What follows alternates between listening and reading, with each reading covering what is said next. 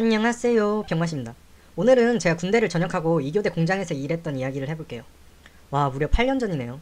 군대를 전역하고 추운 겨울날 2학년으로 복학하기까지 2달의 시간이 있었어요. 2달 동안 바짝 땡겨서 일을 하고 싶었는데 때마침 친구 한 명이 공장 2교대에서 일을 하고 있다고 같이 하자고 하는 거예요. 그래서 좋다고 한다고 했죠. 근데 2달만 해도 되냐고 물어보니까 친구가 스토리 만들어가지고 2년 정도 한다고 거짓말하고 2달만 해도 된다고 하더라고요.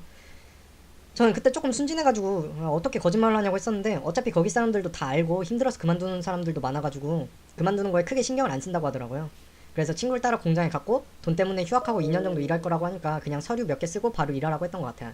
엄청 넓은 공장에 미로같이 되어 있었고 각 공정마다 하는 일도 다르고 기업명도 달랐어요. 예를 들면 전체 틀로 보면은 병맛 강철이라는 큰 회사지만 그 안에는 A라는 회사에서 인력 몇 명, B라는 회사에서 인력 몇 명, 뭐 이렇게 각자 다른 회사 소속 사람들이 같이 일을 했었어요. 제가 했던 일은 TV 프레임을 포장해가지고 박스에 넣고 쌓는 일이었는데 일이 단순했어요. 박스를 가지고 오고 박스를 접고 TV 프레임이 오면 완충제로 포장을 해서 박스에 넣고 박스가 꽉 차면 박스를 포장해서 정해진 장소에 잘 쌓고 이런 단순 업무만 하는데 그 나이에 한 달에 300만원 가까이 돈을 벌 수 있다고 하니까 저는 2달만 바짝 벌 생각이었어요. 근데 결국 한 달밖에 못했어요. 그때 제가 군대를 전역하고 인생에 대한 마인드가 가장 희망찬 시기임에도 불구하고 너무 힘들었어요. 어떤 게 정말 힘들었냐면요. 첫 번째로 매일 12시간의 근무. 하루가 24시간이잖아요. 거기서 12시간을 일하고 왕복 버스 타고 2시간, 잠자는 시간 7시간에서 8시간 빼면 개인 시간이 거의 없어요. 그래도 그때 군대를 막 전역해서 에너지가 넘칠 때여서 12시간 일 끝나고도 집에 와서 1시간 근력 운동하고 책 1시간 정도 읽고 잠들었는데 이것도 하루 이틀이지 한 달 정도 하니까 정말 몸이 버티기 힘들더라고요. 그리고 두 번째는 휴일이 없었어요. 그때는 지금처럼 워라벨 뭐 이런 게 없던 시절이라서 그랬나 휴일이 없었어요. 무슨 일이 있어서 쉰다고 하면은 엄청 눈치 줬어요. 이게 할 일이 3명이 살 일인데 네가 빠지면 2명이서 해야 된다 뭐 이런 식으로 쉬지 못하도록 말을 했었던 것 같아요. 그래서 저는 한 달 일하면서 하루 쉬었어요. 뭐라고 하고 쉬었는지 잘 기억은 안 나는데 어쨌든 하루 쉬었던 것 같네요. 세 번째로 정체성? 그냥 쥐 죽은 듯이 2달만 일해서 그 돈으로 등록금 대려고 했었는데 진짜 사람이 같은 일만 반복하고 TV 프레임만 오면 로봇처럼 포장하고 나르고 밥 시간 되면 밥 먹고 하니까 진짜 미쳐버리겠더라고요. 내가 인간인가 로봇인가 이렇게 하루하루 아무 발전 없이 일만 해서 돈 벌면 무슨 의미가 있나.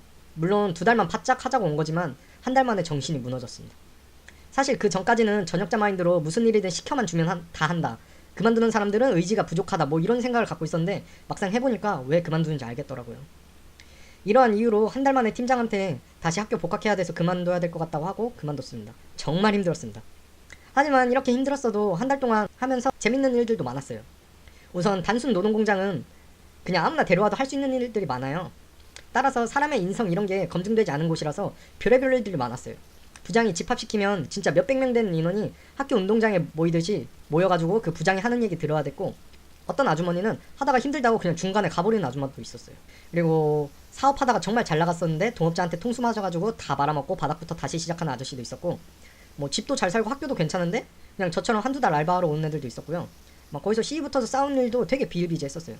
그 시비 붙어가지고 싸움 일어난 날은 부장이 집합시켜가지고 이런 일이 더 이상 일어나면 안 된다 하고 설교한 날이에요.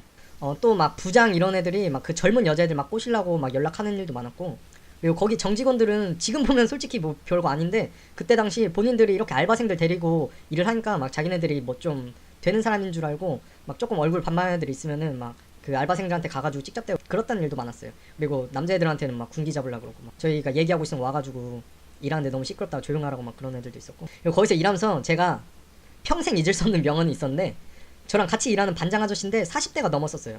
막 이런저런 얘기를 하다가 학벌 얘기가 나왔는데 그때 그 아저씨가 이렇게 말했어요. 야, 좋은 학교 나온다고 다 잘 사는 거 아니야. 내 친구 중에 연세대 나온 친구 지금 뭐 하는 줄 아냐? 붕어빵 장사해 라고 말하면서 비웃던 게 생각나는데 저는 이래서 이 아저씨가 여기서 일하고 있구나 이 생각했었어요.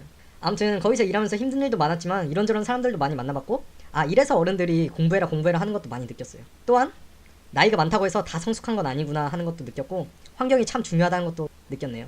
이상으로 2교대 공장에서 일했던 이야기를 마치겠습니다. 들어주셔서 감사합니다. 끝!